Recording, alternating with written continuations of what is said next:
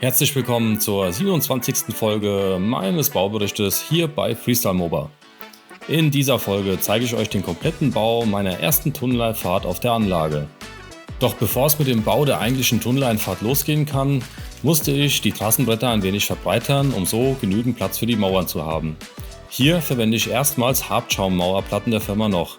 Diese lassen sich leicht zuschneiden und an seine eigenen Bedürfnisse anpassen. Da mir die tiefen Fugen dieser Mauersteine nicht so gefallen haben, habe ich diese noch ein wenig verfugt. Danach hat die Mauer noch ihre Grundierung bekommen und konnte auf der Anlage gesetzt werden. Im Anschluss wurden die Tunnelinwerte gesetzt sowie eine Tunneloberleitung angebracht, um später einmal, zumindest auf der Paradestrecke, mit angelegten Stromabnehmer fahren zu können. Nach dem Setzen der Mauern konnte das Gelände um die Tunneleinfahrt herum gestaltet werden. Und wie ich das alles gemacht habe, seht ihr in den nachfolgenden Szenen. Ich wünsche euch wie immer viel Spaß beim Zusehen.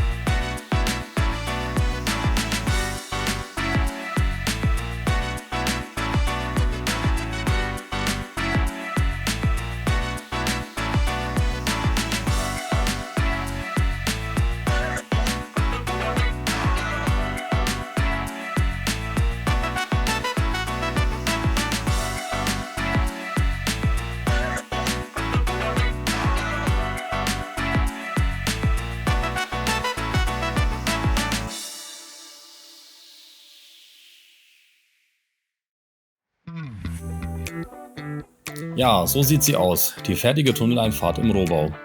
Durch das Verfugen der einzelnen Mauerelemente sieht diese aus wie an einem Stück erstellt. Was natürlich jetzt noch fehlt, ist die farbliche Nachbehandlung der Mauer. Dies sowie viele weitere Dinge wie Oberleitungen, Kabelkanäle, Signale sowie die komplette detaillierte Ausgestaltung der Tunneleinfahrt folgen in einem weiteren Baubericht. Doch jetzt lasst ihr mich erstmal wissen, was ihr von diesem Rohbau haltet. Ich bedanke mich wie immer fürs Zuschauen und wir sehen uns beim nächsten Mal.